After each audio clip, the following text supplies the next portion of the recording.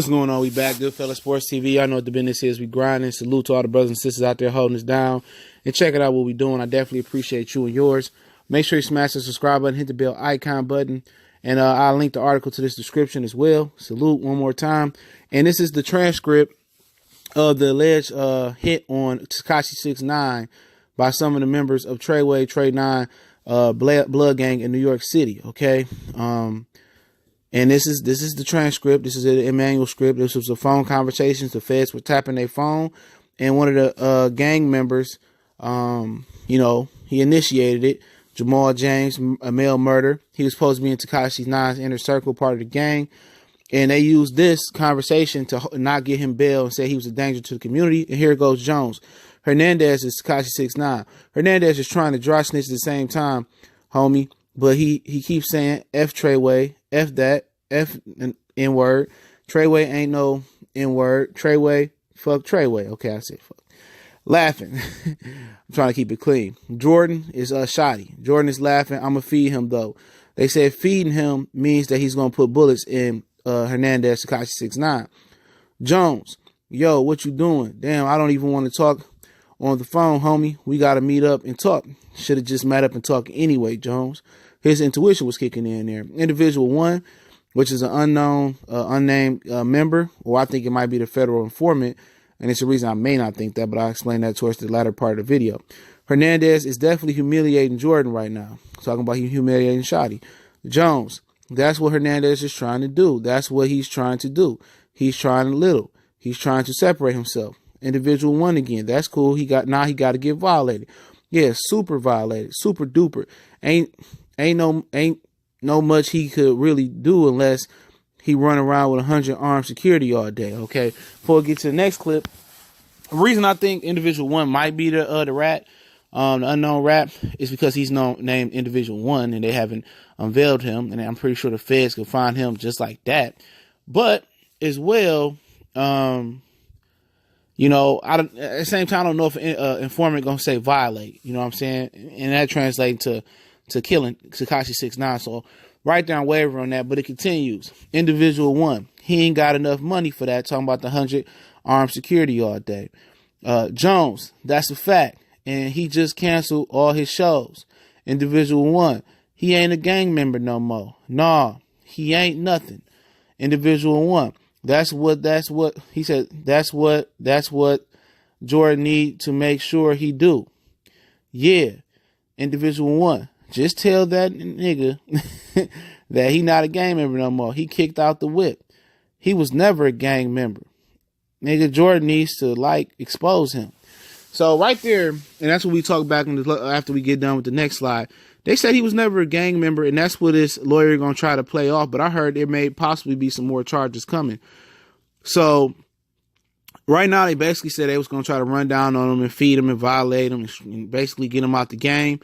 Tekashi 6ix9ine basically playing a role that he shouldn't be playing, in my opinion, playing gangster. And this is apparently went down after the Breakfast Club interview where he humiliated Tr3yway. He humiliated MTA booking agency as well. And he kind of was, great value brand Tupac. Because Tupac used to say, when he got out of jail, he used to say people names on records and do interviews and strip people of their dignity on the mic, on radio stations, on stage. And this is Tekashi 6ix9ine version of that Tupac thing he's trying to do, okay? But one thing about it is he ain't cut from that cloth. He obviously he cares about his life, all right? And it sounds like Jones and individual 1, which I think may be the federal informant, may not be. It sounds like they pressuring Jordan to do it. And the next clip that you're gonna see that come up basically said Tekashi 6ix9ine is all they got. Without Tekashi 6ix9ine, it's pretty much nothing else that they got. And at the end of the day, they should never been talking on the phone, man. And they holding whole phone conversations, and Jones' intuition kicked in. You heard her say, I don't even want to talk on the phone. He should have stopped right there. But that will get a lot of guys, okay? They don't just go follow their first mind, but hey, it is what it is, man. You're supposed to follow your first mind. And a lot of these dudes don't. And when you don't follow your first mind, you know what you get? Individual 1 again. And Jordan got to figure it out. But they got to violate Hernandez. Once again, Hernandez is Tekashi 6ix9ine. Jones say, yup, individual 1. Yeah, if Hernandez think he gon' be going to strip clubs and that type of ish, like Jordan, better get on his A game. You know, Jones, they gonna be riding that nigga scrap. Jordan don't do nothing. Jordan don't got nothing to lose no more. This is all he have. Individual one. He better get to violating. He better stalk Hernandez every move. So basically, they admitting that all they hope and probably going legit and all the money was invested in Tekashi 6ix9ine, Who's and Hernandez. So that's all they had. Basically, a lot came out in this story. Majority of their money and majority of their fame, majority of their wealth was tied up in Hernandez, and all their hopes and dreams went out with him. So now that he's embarrassing Shotty, which is Tr3yway, the figurehead of it, he's embarrassing him. Who Tr3yway Shotty says this is a way of life. You know, Tr3yway is a way of life. It's just not something, you know, a movement. It's a way of life. And now, basically, Tekashi 6ix9ine was in line. He said, I made up Tr3yway. I am Tr3yway. You know, he said that. And basically, by that line right there, you know, it's all we got. You know, he don't have nothing to lose no more. This is all we have. Jones said that. All right. So, well, what else is there to talk about? Okay. And Tekashi 6ix9ine seemed not to be lying. He is Tr3yway. He was all the legit cash flow. He might have been all the cash flow. And this is classic, you know, classic music 101, excuse me. You always got guys that can articulate the gangster life into music. And then you got the real gangsters, all right? 9 times out of 10, through my experience through music, the real gangsters can't rap. The real gangsters can't articulate their words. Very rarely do you see real dope guys that really sold a lot of weight, that really was doing things in the streets, really be able to articulate and really rap about it, okay? Ain't nobody rapping about what they did and dry snitching on themselves. You know, ain't nobody going out there saying, I got 100 bricks, in the back of the Phantom, You know, we know Rick Ross didn't rap about what he did. He rapped about what the real Freeway Ricky Ross did, all right? You know, Ice Cube wasn't no gangster. He rapped about what Eazy-E life was about.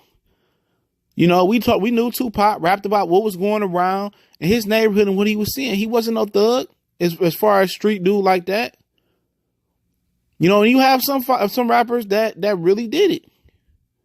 C Murder, he really was about that life. Master P was really about that life, but they wasn't no upper echelon rappers. You feel me? So the gangsters always need somebody that can articulate their life in the story. If Tr3yway Shotty can get up there and rap and rock the mic or do something, he would do that. And I was listening to, was it Info Minds? A YouTube channel with Brian Glazer, an old gangster from New York City. I listened to a lot of his stories. And he said, well, you think us gangsters, if we could rap or dance or sing or entertain or do something else, we wouldn't? He said, we don't want to be gang. We didn't want to be gangsters. If we had other talents, we wouldn't. Nobody wants to be in this game. And them Tr3yway guys seen an opportunity in Tekashi 6ix9ine to get up out the game and be legal, be legit. You know, and at the end of the day, they would risk killing him because they didn't have nothing else to lose. It ain't no just guys that have talent in every hood, like even Brooklyn. I've been to Brooklyn, New York City. It's hard to find talent that can bubble in any area of music, even in this watered down rap music. It ain't a Tupac, a Biggie, Eminem. It ain't a Cameron. Okay. It ain't a Mace. It ain't a C Murder. It ain't a Rick Ross. It ain't a Slim Thug. You feel me? It ain't an Ice Cube. It ain't a Dr. Dre. It ain't a DJ Quick just walking around every day. Even though it seems easier than ever to blow up in music. But you gotta say what you gotta say. Tekashi 6ix9ine is a once in a generation rap talent in Brooklyn. He got the look, he got the sound, and he blew up. You know? So them moving on from Hernandez and saying F him and just, you know, taking the high road, which that ain't part of the street code. Once you publicly embarrass somebody on a national level like he did on Breakfast Club. Streets don't think logically. It's always tit for tat. You make a move, I make a bigger move. And it was like they can go out there and find another Tekashi 6ix9ine in Brooklyn or New York. If they could, they would. It wouldn't have came to having to slever his head off or feed him, okay? If they could, they would. But they couldn't. They couldn't. It's not talents walking around like him like that every day. And all their money was tied up into him. So they wanted to do what they had to do to him. And like I said yesterday in my video, okay, about 6ix9ine, about Shotty. When he went in there and said, we don't bend, we don't break, it's effing Tr3yway, okay? That wasn't to the judge. That wasn't to the brothers in the courtroom. That was to Tekashi 6ix9ine. 6ix9ine, you think they wasn't going to get 6ix9ine touched in that Brooklyn prison? Yes, he wouldn't be alive right now to make it to trial. They moved to the Queens. He going to be and getting special privileges, you know, by himself in the cell. And mentally, he might not be the same. You know, to self-confinement, a lot of people can't even deal with that. A lot of people go crazy and mentally just destroyed from that. You know, but if he stayed in that Brooklyn jail and the feds really don't have a star witness or secret informant they got into the gang, or that wasn't enough, Tekashi 6ix9ine is the nail in the coffin. Still. He the nail in the coffin. He the final strike that's going to get them all locked up forever. So they need him to be safe. You know, and if he got to do the time until September, well, he shouldn't have aligned himself with that gang. But then again, they said he was never a member of the gang. And the lawyer is going to try to play off that good. And he probably wasn't. He just had the talent. Same thing with NWA. Cube can write. Ren can write. They wasn't in the street. Eazy-E had the street clout. They had the lyrics and the rhyme. It's really no difference.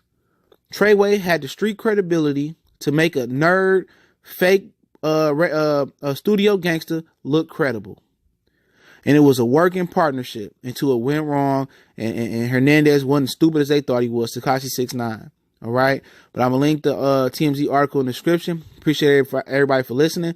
Make sure you hit the bell icon, subscribe so you won't miss another video live stream from your boy. Check out our playlist out. NBA, boxing, MMA, NFL, college sports, current events.